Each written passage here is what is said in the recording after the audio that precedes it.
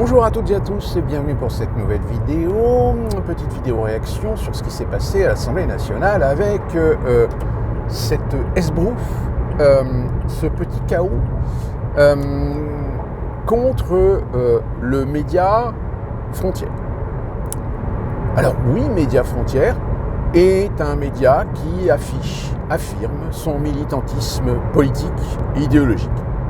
Mais j'ai envie de dire, la liberté d'expression autorise des médias, des organismes de presse, d'avoir ce choix. Je veux dire, l'Humanité, Libé, Le Monde, Le Point, L'Express, de temps en temps, ils font l'exemple de leurs orientations, de leurs choix, de leur militantisme idéologique et politique. Sauf que vous le savez, depuis les 2 dernières élections où le Rassemblement national a fait des scores plus que notables, la gauche, d'une manière générale, est en panique. Et du fait qu'elle est en panique, elle appuie de plus en plus sur le bouton caricatural de traiter tous ceux qui les contredisent, qui les critiquent, de fachos. Eh bien, Frontières ne fait pas exception, surtout que Frontières a publié récemment dans son dernier magazine un article sur LFI. Et ce qui dérange évidemment un certain nombre de gens, c'est que Frontières a fait un arbre de relations, de liens, de militantisme de cette gauche d'une manière générale, voire d'extrême gauche. Alors, certaines personnes s'offusquent que Frontières finalement met une cible dans le dos d'un certain nombre de personnes à cause de cet art, parce qu'ils ont décrété que ces personnes étaient plus ou moins des gens militants de gauche, d'extrême gauche. Alors j'en ai vu quelques-uns, j'ai visité leur compte sur X. Oui, ils l'affichent, ils le promuent, ils le mettent bien en avant.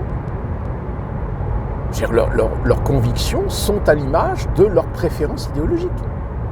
Donc maintenant qu'on les classifie en lien de cause à effet avec des mouvements de gauche et gauchistes, ultra-gauche, où est le problème ? Le problème, c'est que, évidemment, ces gens-là se permettaient d'insulter, de cracher, de faire de la diffamation même, à l'encontre de gens qui pourraient être affiliés à des mouvements de droite, voire d'extrême droite. Sauf que le problème, c'est qu'eux, ils croient qu'ils ont la légitimité de le faire sans devoir répondre de leurs actes. Je rappelle des organismes tels que le Média. Le Média est une succursale de la LFI, même si elle se défend de ne pas l'être. Le problème, c'est qu'il y a beaucoup de gens dans la rédaction qui, malheureusement, parfois, lorsqu'ils faisaient leur reportage, on voyait le logo LFI.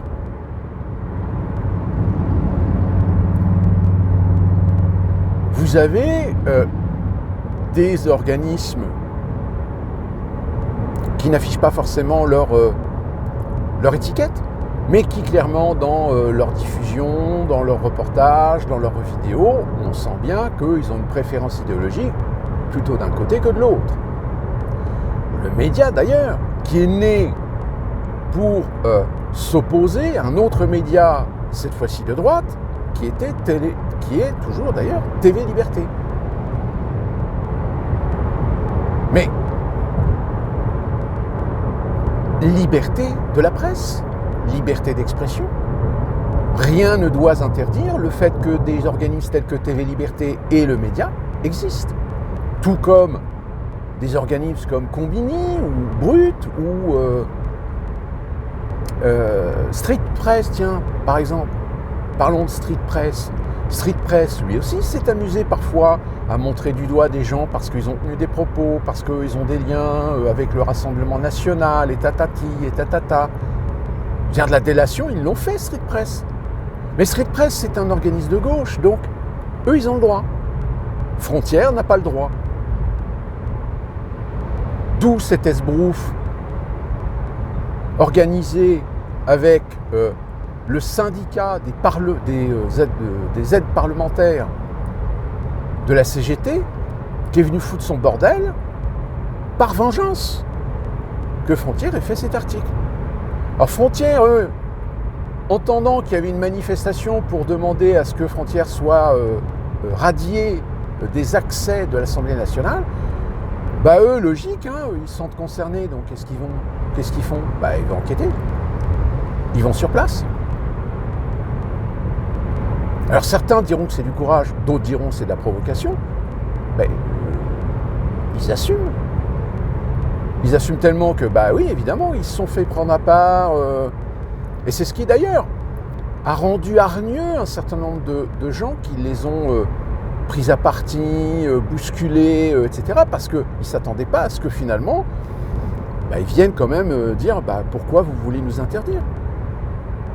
Je pense que c'est légitime. Sauf que, voilà, il y a une forme d'omerta aujourd'hui instaurée et implantée par des organismes de gauche et d'extrême gauche qui dictent quasiment leur doctrine. N'écoutez pas les gens de droite. Ne lisez pas les presses de droite. N'écoutez pas ce que dit l'extrême droite. Ne regardez pas les vidéos de supports, de plateformes d'extrême droite. Limite, on vous l'interdit. Sinon, vous êtes des fachos. Et on vous accusera de fachos. Bah, excusez-moi, mais quand vous traitez les gens de fachos comme ça, gratuitement, est-ce que c'est pas de la délation? Est-ce que c'est pas de la discrimination? Est-ce que c'est pas de la diffamation? Donc en gros, finalement, la gauche et les gauchistes d'ultra-gauche et les fistes et compagnie, bah, excusez-moi, vous venez encore de montrer votre vrai visage. En réalité, vous êtes les aspirants à l'implantation d'un nouvel ordre communiste soviétique. Le plein pouvoir. Le plein pouvoir de dire qui a le droit de citer, qui a le droit de ne pas dire, ou de ne pas avoir la liberté d'expression. L'Assemblée nationale est une institution représentative, qui plus est avec un parti qui s'appelle le Rassemblement national, qui est le premier parti de France, auquel vous opposez l'idée, non, c'est le NFP. Non, le NFP, c'est un rassemblement de 4 partis. Mais par parti, c'est le Rassemblement national. Et non pas en coalition. Et qui plus est, si vous avez des représentations politiques à l'Assemblée nationale, il est donc logique que la librairie qui met à disposition des députés la presse quotidienne ou hebdomadaire, ils ont parfaitement le droit de mettre Frontière. Après, rien ne t'oblige. Rien ne t'oblige à l'acheter, à le lire. Ça fait partie des libertés. Mais ces gens-là, comme de toute façon, d'ailleurs on les entend hein, dans les enregistrements audio, ils se comportent comme des gosses. Ils ont un comportement immature. Comment voulez-vous confier les clés de la République à des gens comme ça? Non. Bon, ceci dit, est-ce que vous avez le choix? Là, vous avez Pasco qui vient de sortir son nouveau livre sur l'étalage des politiciens corrompus. Alors, ils sont mis en examen. Alors, Pasco, il dit, oui, ils sont mis en examen. D'accord, donc, quand tu es mis en examen, bah, tu es toujours présumé innocent. Donc, les gens dont pourtant les preuves, les mœurs tentent à démontrer que ce pourquoi ils sont mis en examen, ce n'est pas des mensonges, c'est une réalité. Malheureusement, ces gens sont toujours opérationnels, sont toujours en place.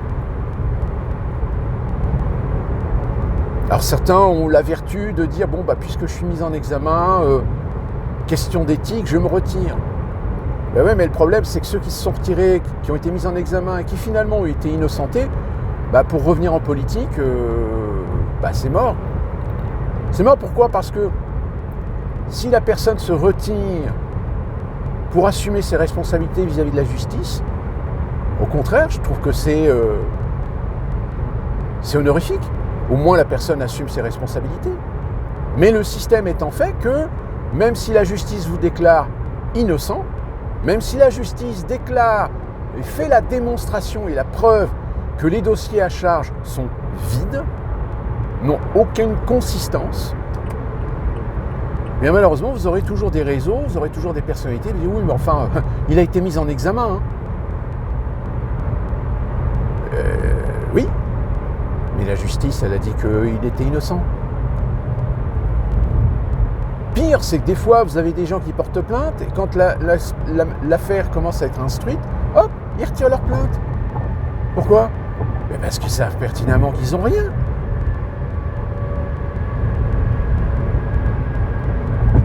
Mais l'opinion publique, malheureusement, est tellement idiote, tellement stupide, qu'elle croit, à force d'être tannée médiatiquement par des doctrines, que le jour où la doctrine s'avère caduque, ben là évidemment, là on ne va pas crier sur les toits, bon bah tout compte fait, ce qu'on vous a dit, c'était pas bon, c'était faux, c'était un mensonge. Et on détruit des carrières à cause de ça. Alors il faut savoir qu'aux États-Unis, ce genre de procédé, il est assez rare. Pourquoi ? Parce que si une personne accuse une autre personne à tort, juste parce que pour l'emmerder, pour la faire chier, si jamais la justice rend compte qu'en réalité, l'accusateur public n'a rien dans son dossier, bien dans ce cas-là, celui qui est accusé va se retourner contre la personne et va la traîner devant la justice pour diffamation. Et je peux vous dire que la diffamation aux États-Unis, ça peut coûter très cher.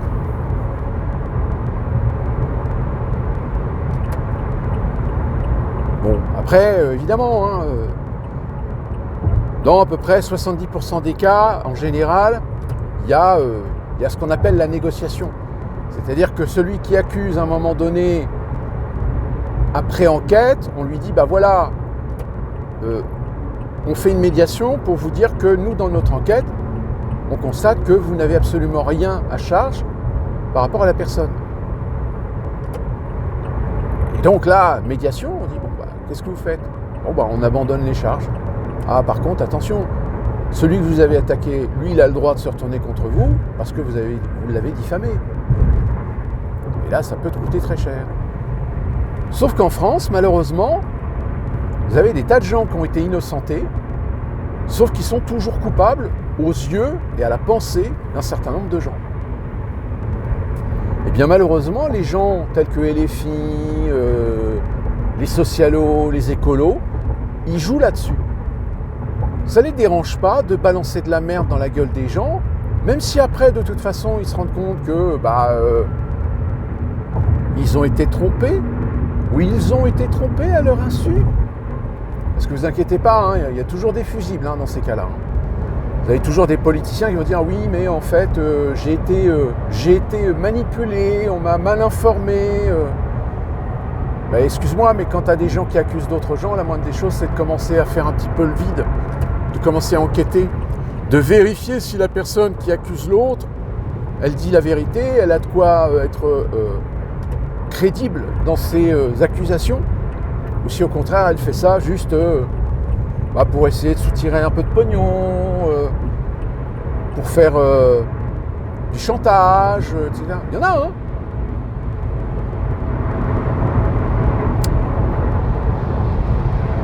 Puis vous savez, malheureusement, il y a certaines affaires où, encore une fois de plus, la magistrature, la justice, va parfois malheureusement plus pencher envers l'accusateur, même si le dossier est très léger, parce que ça accuse une personne, qu'un juge ou que la magistrature considère comme quelqu'un de dangereux, quelqu'un d'extrême droite, parce que c'est un facho, parce que ceci, parce que cela.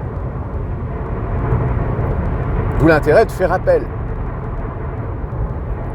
En croisant les doigts que l'appel, vous n'ayez pas un juge du même acabit que celui que vous avez eu en première instance.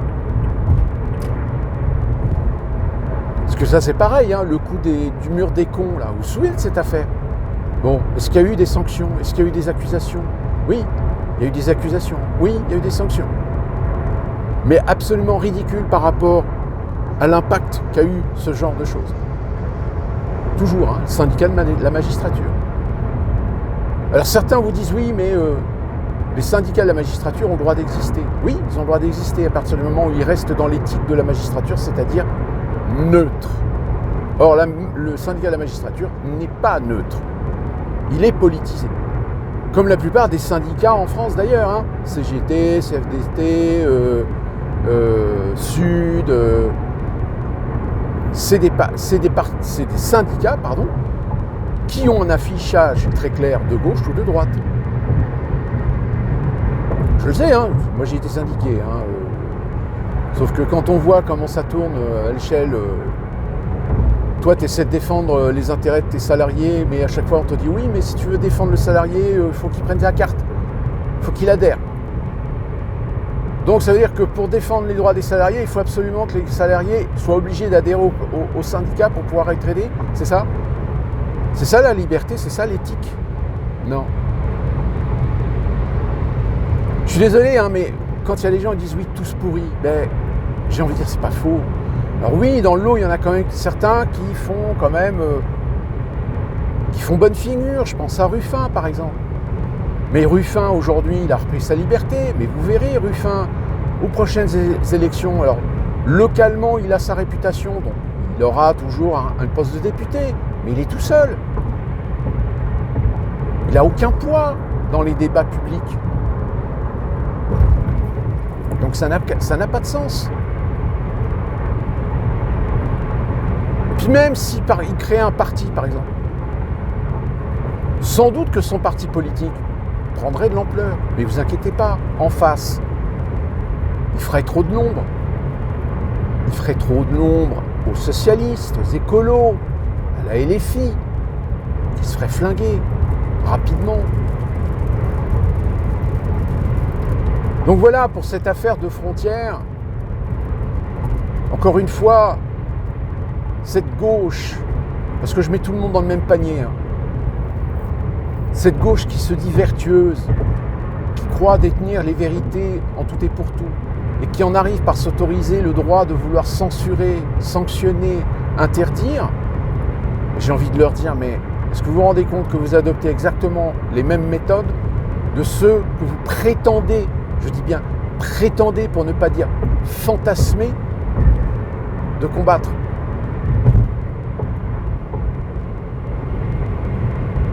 Par contre, vous avez certains de vos dirigeants, hein, les grandes têtes pensantes, eux, ils sont complices. Ils sont complices de la mise en place d'un système qui, à terme, de toute façon, supprimera les souverainetés, allégera les libertés fondamentales et mettra sous tutelle les droits fondamentaux constitutionnels des citoyens. L'Europe, la sacro-sainte Église Europe.